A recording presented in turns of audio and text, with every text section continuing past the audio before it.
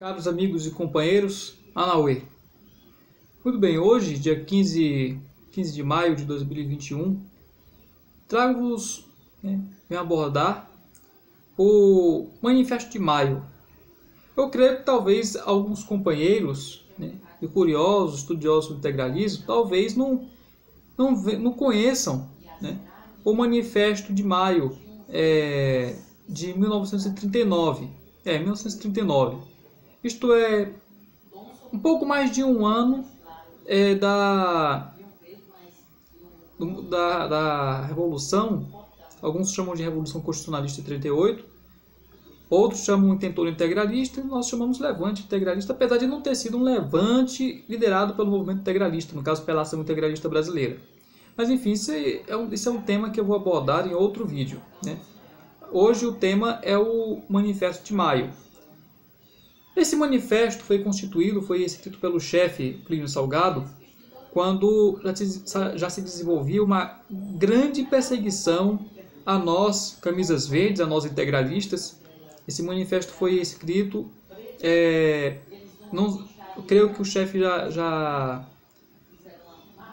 estava preso, não sei, não me lembro muito bem, sei que ele foi detido justamente em 39, junto com outras autoridades do integralismo, como Gustavo Barroso, por exemplo. Muitos foram presos, outros foram torturados pelo DOPS, outros foram mortos, inclusive, no próprio cárcere. Enfim, o Manifesto de Maio foi constituído para que os brasileiros, integralistas, os integralistas, não viessem constituir mais nenhuma perturbação da ordem. Exatamente. Para que não houvesse mais perturbação da ordem, mas sim união. Pois aquele panorama mundial, digo apenas nacional, mas mundial, estávamos prestes da eclosão da Segunda Guerra Mundial. O chefe via isso, ele e muitos outros grandes políticos, estadistas daquele tempo, previam já isso, sentiam o conflito que se iniciou em 1º de setembro de 1939, Segunda Guerra Mundial. E, em razão disso, Plínio Salgado, nesse manifesto, pediu para que os brasileiros, para que os integralistas, que fizeram parte da ação integralista brasileira, não promovessem nenhuma perturbação da ordem, mas sim preservassem pela ordem e fossem autênticos patriotas. Eu aqui tenho o Manifesto de Maio, no livro O Integralismo perante a Nação, um livro que eu recomendo muito, pois é um aglomerado de documentos integralistas que é um aglomerado de documentos integralistas de 1932 a 1945, 1950. A segunda edição teve a adesão de mais 6 documentos e assim ficou os documentos de 1932 a 1950. Então há mais de 100 documentos integralistas importantíssimos: os Estatutos da Ação Integralista, Manifesto do Programa de 36, Manifesto de Outubro, as Diretrizes Integralistas, tem sobre o Levante de Maio, de 38, enfim. É um livro maravilhoso, excelente, eu recomendo para todos aqui, ok? E eu sei que os senhores que assistem vídeos assim não gostam muito um grande trecho, um grande capítulo, mas eu creio que é essencial e óbvio que o objetivo do vídeo é falar sobre o manifesto. Então eu peguei o Manifesto de Maio, que ocupa apenas uma página e meia, enfim, e pelas palavras do próprio chefe Plínio Salgado, vocês saberão o que estava se desenvolvendo na própria carta, no próprio manifesto, como também no próprio panorama internacional e nacional do final da década de 30, no caso do ano de 1939. Aqui, nas palavras do próprio chefe Plínio Salgado. Manifesto de Maio, 15 de maio de 1939. Como trabalhar, cumprindo a nossa doutrina? Em que consiste essa doutrina? Em ser bom pai, bom filho, bom esposo, bom profissional, bom cidadão, bom patriota. De que maneira? Cingindo-vos aos preceitos cristãos da vida, isto é, fechando os olhos e os ouvidos a todas as seduções desse materialismo utilitarista, arrivista e gozador, que dissolve os povos envelhecidos pela ausência de Deus. Começando. Integralistas. Há um ano dirigi-me a vós numa hora de inquietude que comportava aflitivas apreensões, alguns dias depois plenamente justificadas. Naquela oportunidade, tracei-vos de maneira nítida orientação condizente com os postulados da doutrina espiritualista e nacionalista que esposastes. Hoje, 12 meses transcorridos em silêncio, ao qual me obriguei a fim de não serem minhas palavras interpretadas como defesa individual, volto a me dirigir a todos aqueles que durante 6 anos estudaram, compreenderam e aceitaram as ideias que expus em todo o território da pátria, animado pela esperança de opor uma barreira de vontades esclarecidas à ameaça bolchevista e à anarquia dos espíritos. Ensinei-vos a fé em Deus, o amor à pátria, o ideal da unidade nacional, a prática das virtudes cristãs, o culto dos heróis brasileiros e dos episódios militares da nação, a renúncia pessoal, o esforço permanente no sentido de doar à posteridade um Brasil maior do que aquele mesmo que herdamos dos nossos antepassados. Isso foi o que vos ensinei. E pois, considerando tudo isto, que em suma constitui a essência do vosso e do meu pensamento, julgo oportuno orientar todos quantos comungam comigo em tais ideias.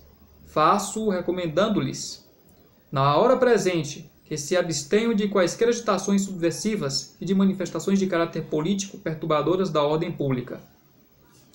O panorama sombrio do mundo exige que todos os brasileiros se unam no terreno comum do amor à pátria. O Brasil vale todos os sacrifícios pessoais, por maiores que sejam. Por ele nos levantamos contra as ameaças do separatismo e do comunismo. Por ele expusemos nossa vida durante 6 anos contra os agentes de Moscou.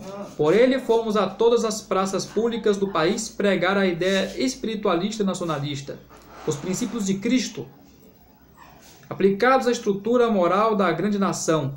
Por ele passamos 6 anos de vigílias. Por ele sofremos todos os insultos e calúnias da imprensa vermelha e liberal democrática, assim como todas as perseguições dos políticos profissionais, incansáveis nas suas manobras e impenitentes no seu egoísmo. Por ele sofremos todas as incompreensões. Por ele, Cristo, conhecemos todos os martírios. E agora que o mundo está ameaçado por tenebrosas catástrofes, cujas consequências podem refletir-se destarradamente sobre as nações sem unidade, sem mística, sem coesão dos espíritos, pergunto-vos se em sã consciência poderemos perturbar a ordem interna, criando dificuldades à confraternização nacional em todos os supremos interesses da pátria comum? Se neste momento promovemos agitações, corremos o risco de sermos acusados no futuro como responsáveis pela desunião dos brasileiros, ou como empecilhos àqueles que, acima de tudo, queiram firmar na unidade espiritual da pátria a sustentação do espírito do nosso prestígio externo e da soberania nacional. A lição que a Europa nos oferece nesse instante é suficiente e clara para os brasileiros de boa vontade. Vemos naquele continente as derrotas diplomáticas sucessivas dos povos divididos internamente e sem vibração mística pelas aspirações nacionais, ao passo que os povos unidos e coesos, empolgados por um sonho único e mantidos em permanente estado de entusiasmo por milhares de propagandistas do patriotismo em função evangelizadora, esses traçam o mapa das nacionalidades com a ponta das baionetas. Creio que aqui o chefe está se referindo a Mussolini e Hitler, né? A Itália fascista e a Alemanha nazista. Muito bem. Pretenderemos que esses povos, fortalecidos pela unidade política, nos encarem como povo enfraquecido pelas dissensões, fácil presa de seus apetites, melancolia disponibilidade humana à mercê de todas as circunstâncias históricas? E pretendemos que amanhã nos acusem a nós, integralistas, como responsáveis ainda de que um modo parcial pela formação de atmosfera hostil à iniciativa de uma confraternização nacional, sem a qual o Brasil jamais constituirá uma unidade perfeita para enfrentar as dificuldades do mundo contemporâneo? É preciso que a história tenha notícia um dia de que neste momento soubemos olhar acima de tudo a nação, cujos máximos problemas dizem respeito aos impositivos da defesa nacional. Não julgueis que estas minhas palavras encerram quaisquer intuitos de divulgar adesão, de mudanças, 1 milímetro sequer, da linha de dignidade que me impus e vos tracei. Nem a mim nem a vós nos anima o interesse mesquinho das posições cômodas e tranquilas, muito menos o gesto indecoroso dos oportunistas, estendendo a mão para pedir, seja o que for, em troca de atos de consciência. Longe de nós uma atitude de fatigados e vencidos, acendendo no olhar onde sempre fulgurou a centelha do patriotismo, o fumo das ambições torpes. Nunca nos seduziram partilhar ou compensar ou compensações, porque o nosso patriotismo não tem preço, nunca terá preço. O que estas palavras, portanto, querem significar é tão somente a perfeita compreensão da hora internacional que exige tréguas nas lutas internas.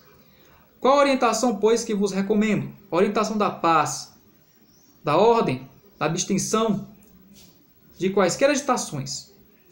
Além dessa norma, recomendo-vos ainda trabalhar pelo Brasil. Como trabalhar? Cumprindo a nossa doutrina. Em que consiste essa doutrina? Em ser bom pai, bom filho, bom esposo, bom profissional, bom cidadão, bom patriota. De que maneira? Cingindo-vos aos preceitos cristãos da vida, isto é, fechando os olhos e os ouvidos a todas as seduções desse materialismo utilitarista, arrivista e gozador, que dissolve os povos envelhecidos pela ausência de Deus. Formai a consciência das gerações futuras no seio dos lares, convencidos de que a moralidade é a base da grandeza de um povo. Incuti a vossos filhos o mais profundo sentimento da honra, para que eles cresçam desejando ser homens de bem, quer na vida particular, na vida social ou na vida pública. Inspirai-vos no culto dos heróis nacionais. Cumpri vossos deveres cívicos, exteriorizando orgulhosamente o amor da pátria. Estudai e ensinai o nosso passado, porque só o passado, formando a consciência da origem, confere nobreza aos povos. Conservai-vos vivos e ativos, pacíficos e trabalhadores, ordeiros e vigilantes, calmos e despertos, para tudo dar ao Brasil, quando ele vos pedir. Dai tudo ao Brasil.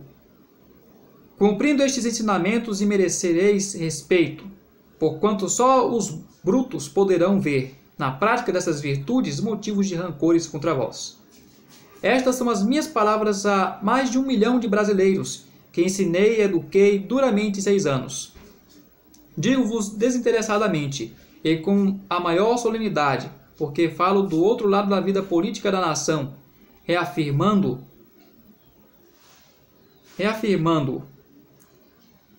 as palavras patriotismo, reafirmando o amor a Deus, a pátria, no caso. Muito bem, senhores. Continuando, o manifesto está no fim.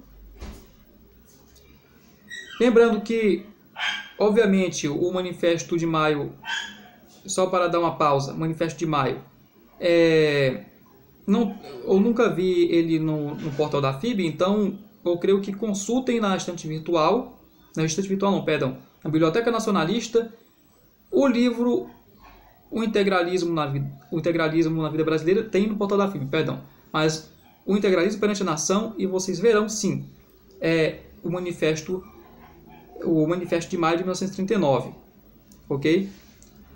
Muito bem, continuando, reafirmando o amor à pátria, reafirmando os meus propósitos, tantas vezes repetidos, de nada querer do Brasil a não ser que ele seja grande e respeitado.